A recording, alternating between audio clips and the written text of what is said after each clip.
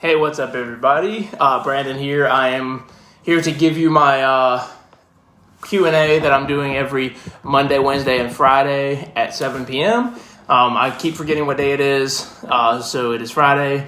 And I'm going to go ahead and I'm going to answer 3 questions that I took beforehand.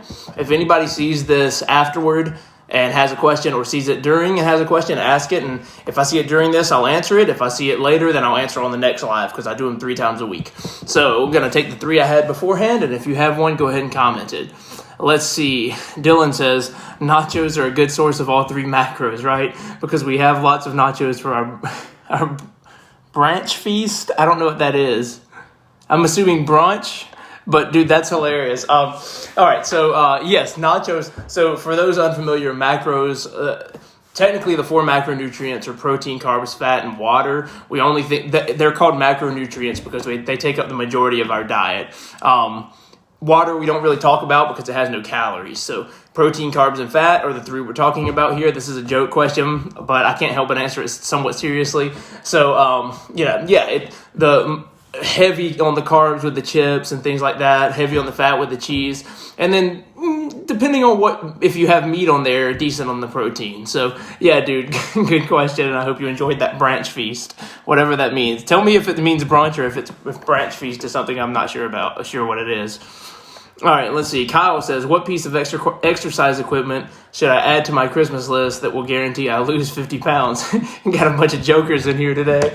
Dude, okay, also, I know this is a joke question, but I'm going to answer it seriously. Obviously you know this, it's a joke. There's no equipment that's going to cause you to lose weight in and of itself. You have to be in a caloric deficit. That being said, if you're asking me like one piece of equipment, it's hard to say one without, if you said, what do I need, I would give you the answer I just gave the other day to the necessities of a home gym question, which is a power rack, the bar, the barbells, the bench. But if you're telling me one piece of equipment, I don't know, man, the kettlebell. It's versatile. You can do all kind of stuff with it.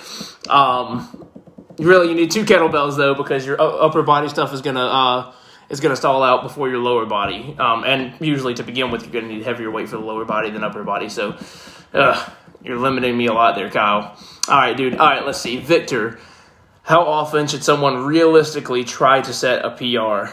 All right, here's a non-joke question. All right, let me think. So it depends what you mean when you say a PR. I assume it depends.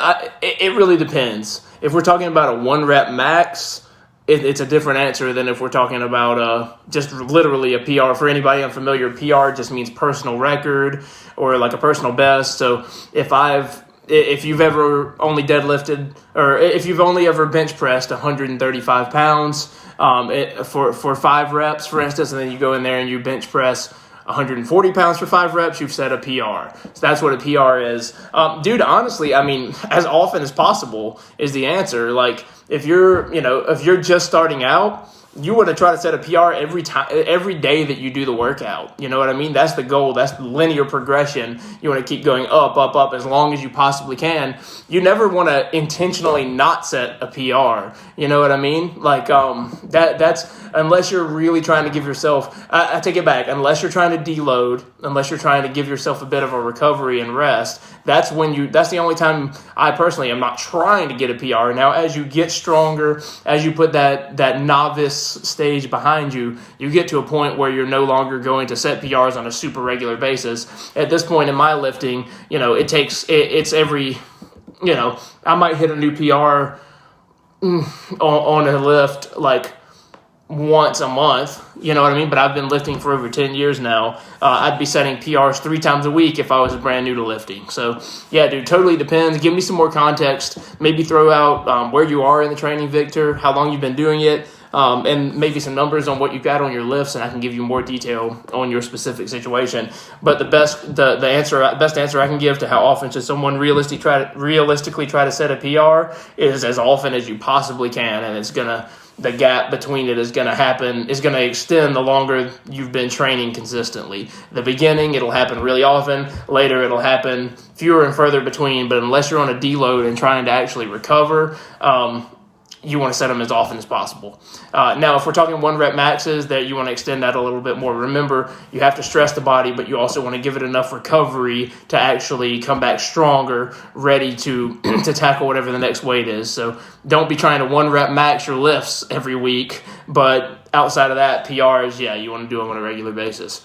Let's see. Those are all the questions I had in advance. So let's see.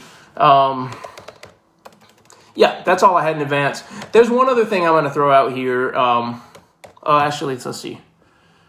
Reginald says, running, what's more important, distance or duration? Distance or duration? That's a good question, man. Honestly, like, I feel like I say it depends a lot, but it's just the context of it. Like, what are you trying to do? Are you trying to run a marathon? Are you just trying to increase your endurance? Are you just trying to, increase your cardiovascular health? Like, what are your goals? That's what would inform the answer to that question. I don't run at all. And unless somebody just enjoys running, I don't try to get them to run. Honestly, I think running is, again, I know there are people who are going to hate on me for this, but like running, I'm just not a huge fan of repeated high impact exercises. I think it does damage to the joints over long periods of time. That's just not necessary when you can do other things.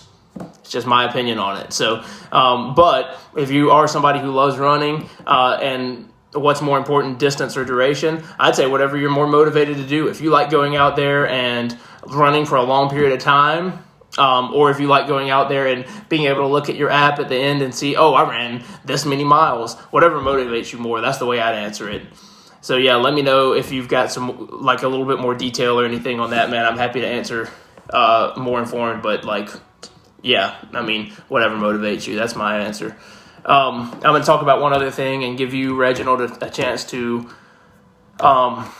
throw anything else out there on that question if you want, and anybody else too. So this is more related to like time management, but it's very, very important with fitness too. And there's this thing called Parkinson's principle. I don't know if anybody's ever heard of it, but basically it just means work expands to fill the time you allow it, right? So if you go to the gym, for instance, and you give yourself, like, this gets more nuanced the more you advance, but let's use a different example, actually. Let's say that you have a paper to write, whether it's something you got to do for work, whether it's something you got to do for school, whatever your context is.